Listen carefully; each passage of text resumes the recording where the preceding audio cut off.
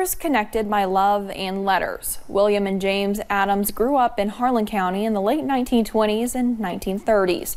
When the draft was implemented in 1940, William was called to fight for his country in World War II, leaving his little brother James in the States. WYMT's Connor James tells us their stories as told by letters and words from their family. On October 20th, 1942, everything changed. This kid here in the mountains,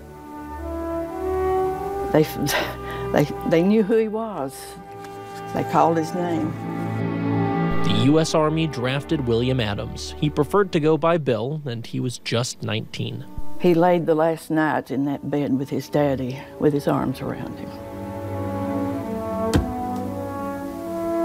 And he was gone. Bill, a little more than 2 years older than his brother James, was definitely the more mature one. James was a hooligan that kept his brother and the rest of the family on their toes. He was a bit of a troublemaker. He would get in trouble, and Bill would have to come and take care of matters for him.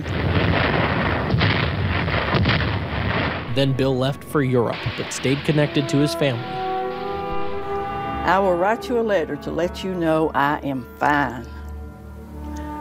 Pop, I went on a pass 3 or 4 days ago and had a fine time. While Bill was across the ocean, James grew up. Now, James had turned 18, and he was suddenly in the Army. Just like his older brother, he wrote home too, and just like Bill, James was fine. How are you, he says. I am fine, and hope you are the same. But the two brothers lost touch over the years, James in North Carolina and Bill in Europe. But brothers have a bond. They can go years without talking and suddenly pick back up like no time has passed. Bill wrote his family. How long has it been since you heard from James? Send me his address, and I will write him a letter. James, at about the same time, also wrote. He said, I'm sorry I couldn't send y'all anything for Christmas, but I'll try to get something later on. When you write to Bill, tell him I said hello. James's hello never made it. And then the Battle of the Bulge occurred. And he was gone. At 21 years old, Bill died. But today I want to honor him. It's appropriate.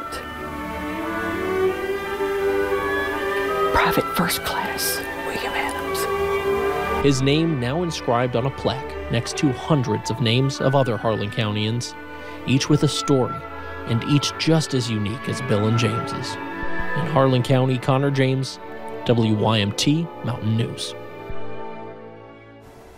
James later went on to fight in Vietnam. He would tell stories of his older brother for years to come, until he died in 2001. Bill's remains were sent back years after he died. He's buried next to his family in a small cemetery in Harlan County.